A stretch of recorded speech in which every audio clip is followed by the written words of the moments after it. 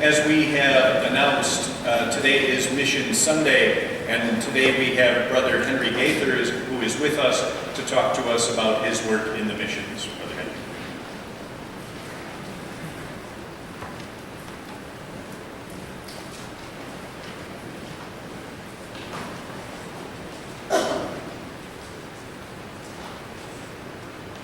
Good morning. Good morning. My name is Brother Henry Gaither. I'm a brother of the Sacred Heart from New Orleans, a Katrina survivor now living in Baton Rouge. I've taught in the past grades 6 through 12, and up until Katrina, I headed our volunteer program, having 8 to 10 college grads living in community with our brothers and teaching and coaching in inner city schools.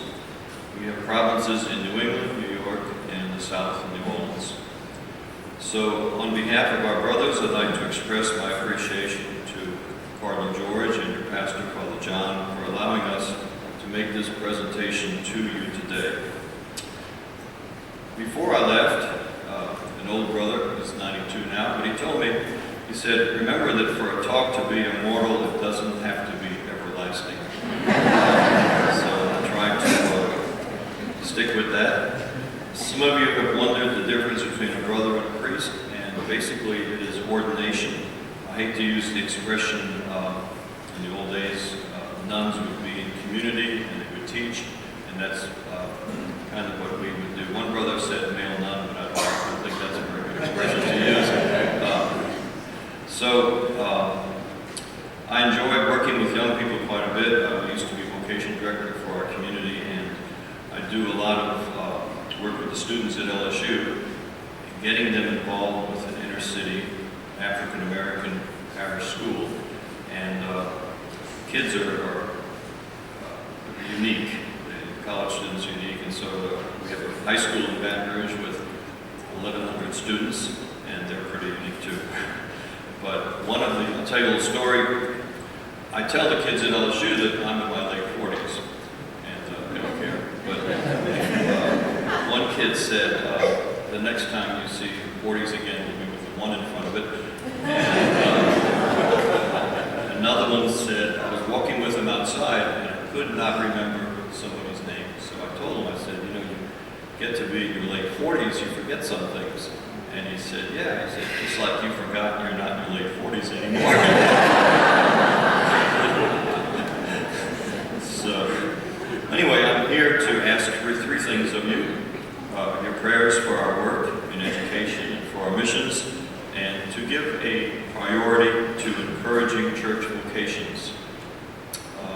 Not everyone expects every single person that goes to a house of formation or to a seminary to become a priest or a sister or a brother, but these young people are going to see if that is God's call for them, if that's what God wants them to do. So if you know of somebody who is showing interest in religious life, please encourage them to at least see if it's a good fit. And also to help us, I'm asking you, if you can, to help us with our work in Africa. I'd like to say a few words about the gospel.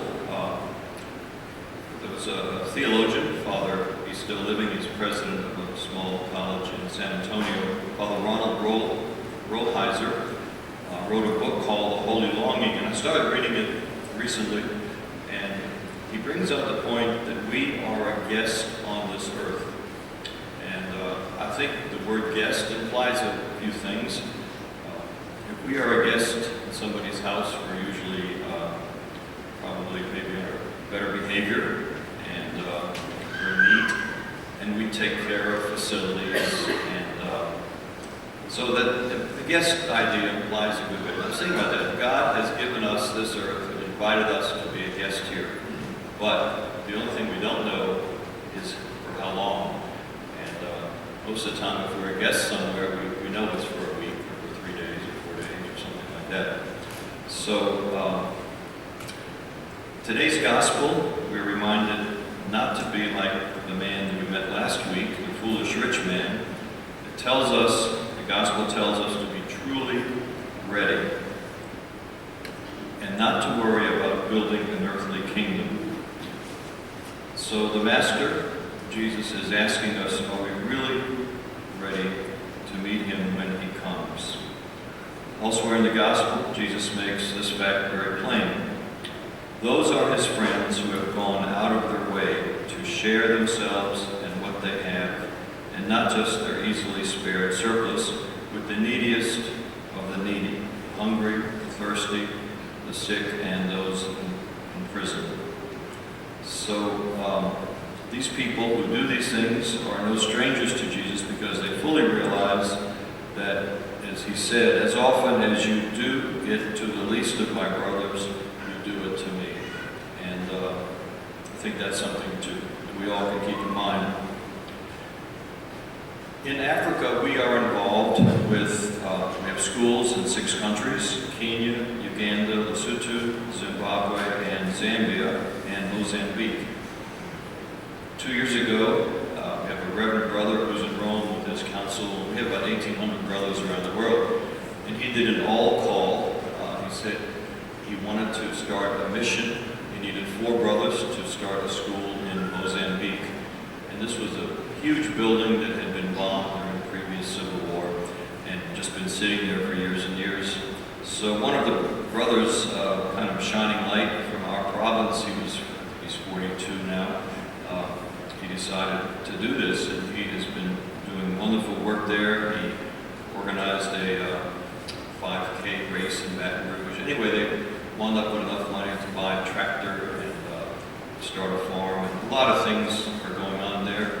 They have quite a number of students who live right there with the brothers, and very, very happy people, and the brothers there are doing very good work. So in Africa, or rather sub-Saharan, 50% of all recent church vocations are sub-Saharan, and help from countries like ours make it possible for these candidates to be educated, and they in turn help staff some of our parishes. Our work is mostly in co-ed schools. One of the schools in Maloli, Zambia, St. Francis Secondary School, their entire yearly budget comes to $66,000 with 22 teachers and 500 students. So things are cheaper over there. But mission funding helps pay for half of that. In Zambia, because of the AIDS pandemic, there are 600,000 homeless kids living on the streets. About 10 years ago, we started a shelter for 100 of these kids who are from the slums of Lusaka. We educate and feed these poor children. There are 2 places that we have where new wells were just built, constructed, providing fresh and safe drinking water, and mission funding paid for those. I'd ask you to think of these children. For food, they've never eaten at McDonald's. They have a bowl of something, never ice cream or candy, and if they're lucky, they get a piece of fruit. Clothing, they have 1 school uniform. It has to last them for the year, and some have no shoes. Transportation, most of them have never ridden in a car or a bus. They walk 2 to 3 miles to and from school. And for housing, they live in huts. A lot of them live in huts made out of mud walls and thatched roofs with no indoor plumbing.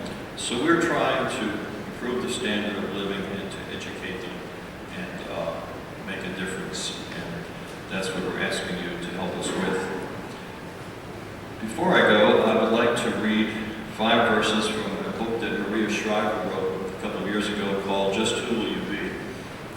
And the whole idea started when her nephew came. He was a senior in a Catholic high school, and he came to her and said, we would like you to do a graduation talk. And she said, there's no way I'm going to do that. I don't know what young people want to hear, and I just wouldn't know where to begin.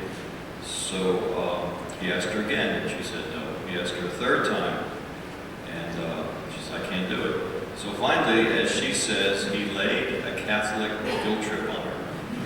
And he said, if you don't do this, we have no graduation talk. So finally, she did a very clever thing. She wrote a whole talk in rhyme, and her son called it a bad rap. But it was very, very good. And I would like to read 5 verses, and I think there's something in here that can apply to each one of us. And I'm going to read this to you without the sound effects that a rap would have. So she goes, will you be a person who's running on greed, or will you be the one giving to people in need? Will you just collect awards to put on your shelves, or will you help people who can't help themselves? Because when I feel lousy or lost or I'm nervous, I feel better about me when I am of service. Think of using your brains and your talent and youth to solve difficult problems to find out the truth, to make this crazy world a far better place, to make some improvements for our human race. Thank you very much.